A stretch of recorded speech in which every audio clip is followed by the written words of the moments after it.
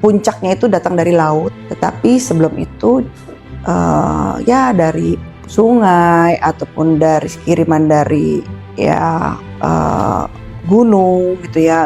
Intinya ada karena dari geseran gempa ini nih angin besar itu saya masih merasakan di daerah Nusa Tenggara Timur ya.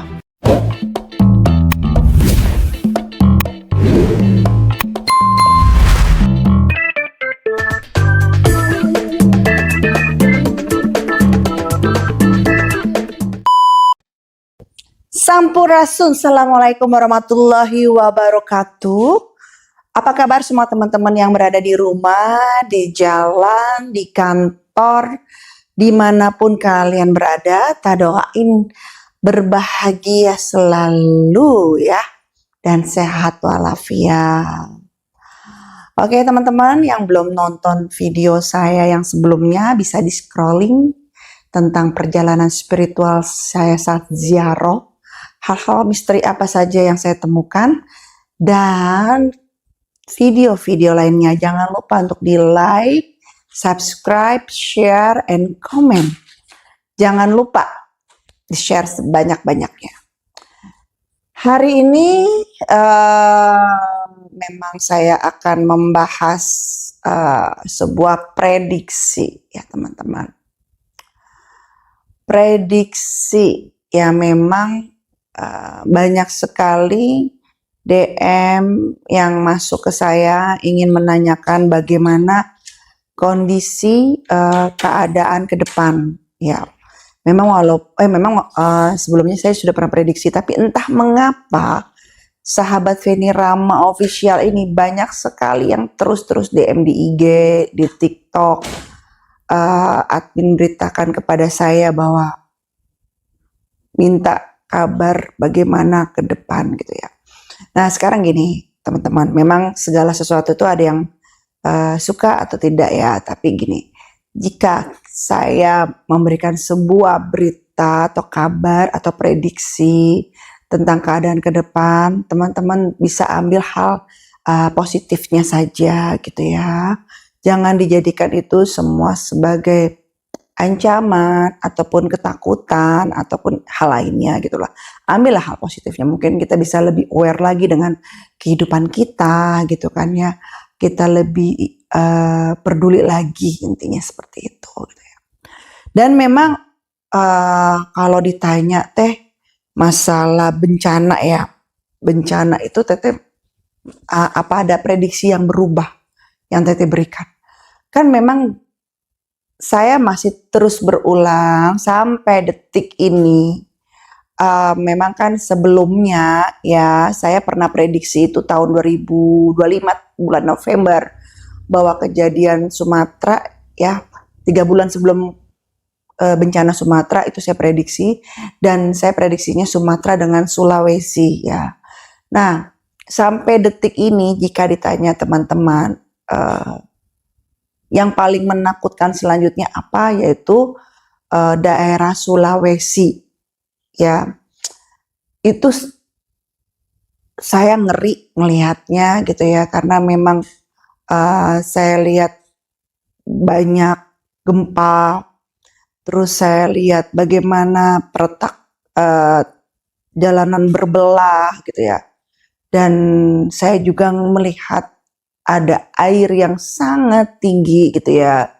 Awal air yang sangat tinggi ini pesannya itu masuk dengan 2 cara. Pertama saya melihat gitu ya, melihat ketika saya sedang habis sholat ataupun saya lagi di mobil. Dan yang kedua ini baru 2 hari yang lalu itu saya 2 hari atau 3 hari yang lalu saya bermimpi jelas sekali, dan itu tsunami ya itu. Dan lumayan lebar kawasannya karena sampai ke air itu sampai menyentuh ke tengah lah, inti seperti itu. Dan lumayan dalam gitu ya, sampai tengah pun, daratan pun juga lumayan dalam gitu ya. Dan itu yang membuat saya sedikit khawatir ya, tapi kan tidak boleh yang berlebih karena kita kembalikan semua kepada Allah Subhanahu wa taala. Nah, saat itu tuh posisinya saya memang melihat keadaan itu semua gitu. Memang banyak tangisan, kesedihan, terus kehilangan ya. Kehilangan itu bisa kehilangan orang-orang terdekat dan bisa juga kehilangan benda-benda gitu ya. Itu yang saya rasakan seperti itu. Dan daerah yang saya khawatirin itu memang kan di daerah untuk gempa itu memang saya khawatir di daerah Palu ya, di Palu gitu. Terus udah gitu daerah Gorontalo,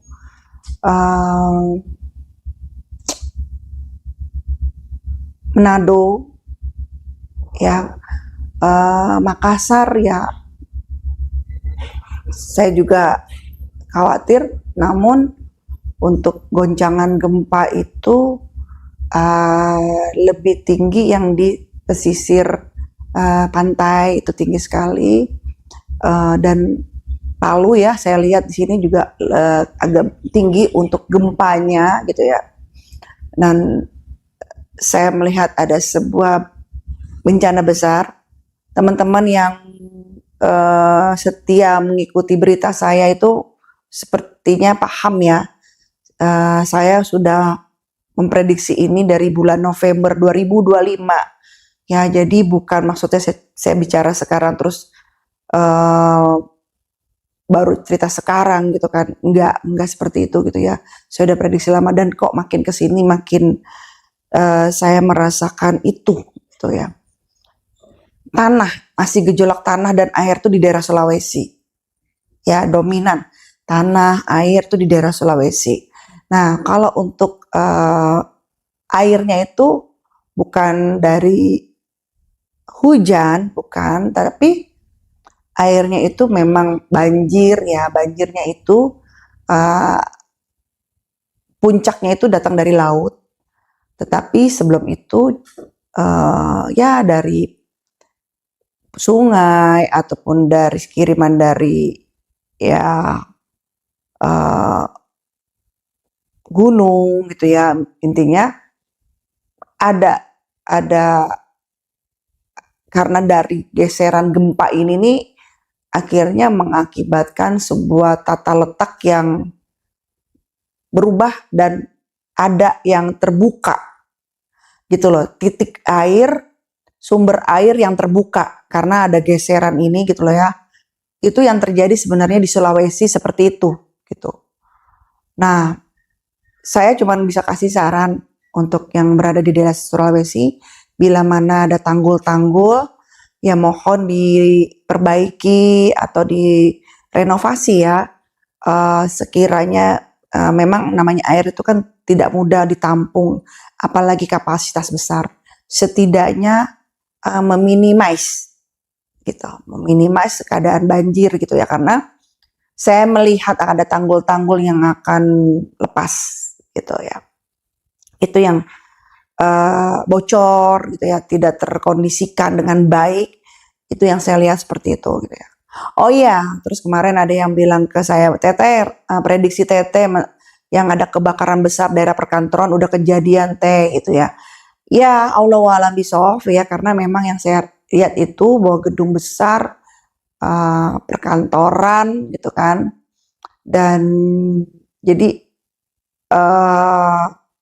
memang agak sulit dievakuasi gitu ya. Nah, itu yang saya lihat itu gitu loh. Dan udah kejadian ya katanya ya innalillahi wa inna ilaihi rajiun, segala yang datang kita kembalikan kepada Allah Subhanahu wa taala atau kepada Tuhan Yang Maha Esa gitu. Nah, itu dia maksud saya ketika saya memprediksi, ya saya tidak memaksa untuk percaya gitu ya. Tapi ambil sisi positifnya aja, sisi baiknya aja gitu. Dan selanjutnya gitu ya, itu untuk tanah dan tsunami gitu ya. Selanjutnya untuk hujan, angin ya, angin besar itu saya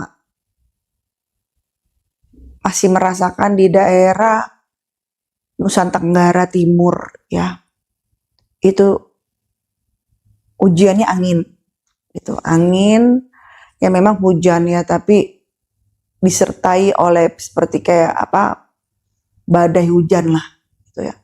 Jadi hati-hati untuk pengendara di jalan ya, mau motor mau mobil ya sama aja namanya pengendara ya, kita kan doakan semuanya selamat ya. Jadi nggak dikhususkan untuk motor atau dikhususkan untuk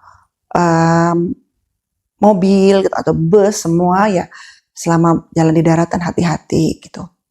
Nah, kapasitas hujan yang besar lagi yang cuaca ekstrim itu berada di Yogyakarta, karena jika siang sampai pagi itu panas yang sangat terik gitu ya, dan menjelang sore itu mengalami hujan yang sangat besar gitu ya. Tapi ketika hujan itu terjadi tidak terlalu lama gitu ya. Cuman memang ya saya kasihan sama yang berjualan di pinggir jalan gitu ya. Ya pokoknya kita doain semuanya, mau keadaan apapun ya rezekinya tetap lancar ya gitu. Nah, daerah dengan kapasitas hujan yang menurut saya menengah ke atas ya, yang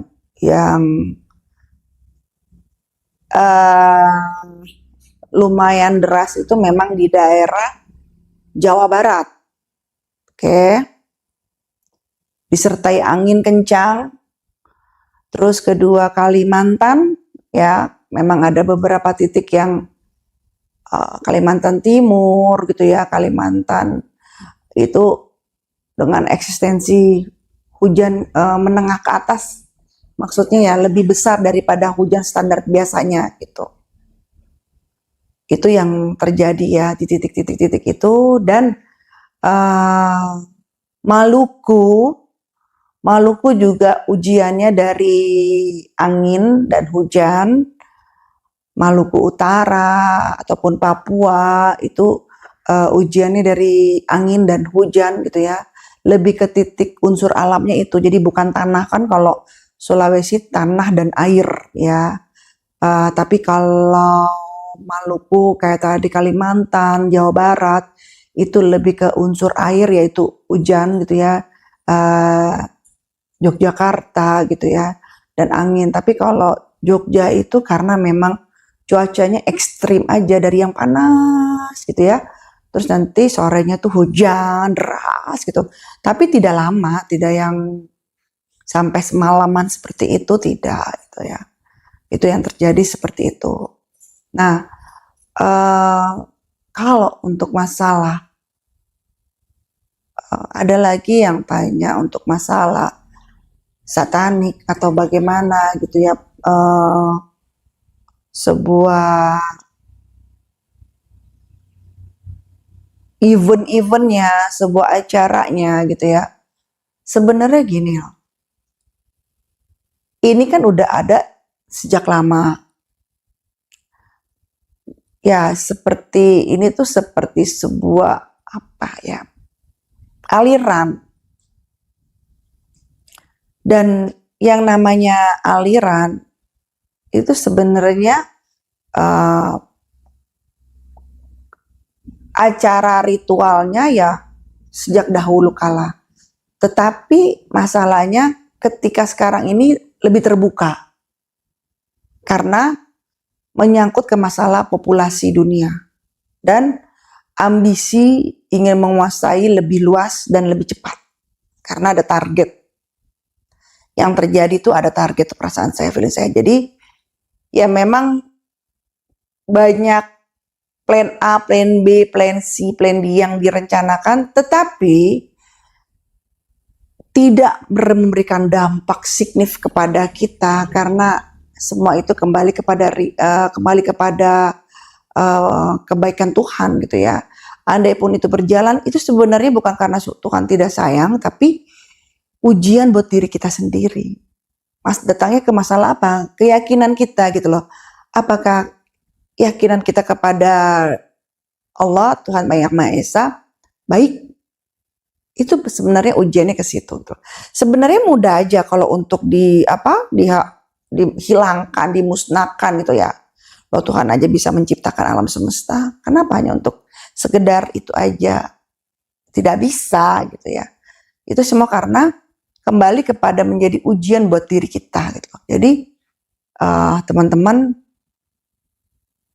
nanti ke depan itu memang akan banyak tawaran-tawaran, tetapi tidak secara vulgar. Ya, dan kali ini masuknya bukan ke agama lagi, tetapi kepada organisasi. Gitu. Bisa jadi organisasi ini bertitik kepada organisasi ada yang memanfaatkan sisi human, sisi kemanusiaan. Nah itu hati-hati gitu ya, tapi tidak semua seperti itu. Jadi ya ada kelompok-kelompok tertentu, teman-teman pasti bisa merasa kalau ini hal yang sudah seandainya ini sudah mulai bergeser, teman-teman akan merasakan itu gitu ya. Nah itu akan masuk ke beberapa sisi organisasi. Karena mereka sebenarnya paham kok, ini sudah mulai tercium di kalangan. Karena memang ada beberapa tim, kelompok yang terbuka gitu ya. Jadi ada yang dalam diri mereka juga ada yang pro dan kontra, ada yang suka terbuka dan tidak terbuka gitu. Nah itu jadi ada yang masuk dalam sebuah organisasi perkumpulan seperti itu gitu ya. Jadi hati-hati untuk memilih-milih teman, memilih-milih pasangan, siapa yang kau pergaulkan itu, jadi hati-hati itu ya. Dan konsepnya kalau ada yang nanya ya ke saya, apakah yang namanya sebuah perjanjian itu akan mengorbankan jiwa gitu ya. Saya bilang gini, dengan kamu perjanjian saja kamu sudah mengorbankan diri kamu dan keluarga kamu. Walaupun secara fisik kalian masih ada semua di dunia ya. Karena kalian itu mengorbankan jiwa kalian, mempersembahkan jiwa kalian. Gitu. Jadi sebuah udah ikatan, dan itu akan terus seperti kayak rantai makanan akan berlaku kepada anak, akan berlaku kepada cucu dan keturunan generasi selanjutnya. Itu harus ada yang mewarisi. Istilahnya dia itu, si makhluk itu harus punya rumah, punya tubuh. Ya. Jadi kalau ada yang bilang, "Teteh, ini nggak pakai pengorbanan jiwa kok. Saya mau ikut ini semua karena ya, dibilang katanya nggak ada pengorbanan jiwa." Gimana nggak ada korban? Dengan kamu udah masuk aja, itu kamu udah menggadaikan jiwamu. Cuman kan bahasanya halus. Efeknya pasti ada, gitu ya. Mau itu sebuah ritual tradisional, misalnya perjanjian jiwa secara tradisional ataupun secara satanik seperti itu, semua ada pengorbanan. Sekarang kan kamu harus mengikrarkan bahwa kamu tidak percaya dengan adanya Allah, tidak percaya dengan kekuasaan Allah. Kan kamu suruh berikrar itu.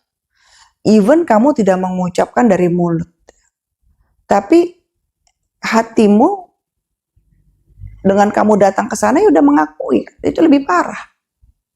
Walaupun bibirmu tidak berucap. Makanya sebenarnya tidak perlu dipikir-pikirkan kembali kalau mengambil keputusan itu. Saya langsung bilang, no, jangan. Kamu pikir dengan kamu mati itu akan selesai? Tidak. Dia akan tetap mencari cangkangnya, mencari fisik, mencari rumah untuk tempat tinggalnya. Itu namanya dosa temurun. Ya. Jadi tidak semudah itu. Kalau udah kata temurun ya terus sampai kamu bergenerasi di bawah.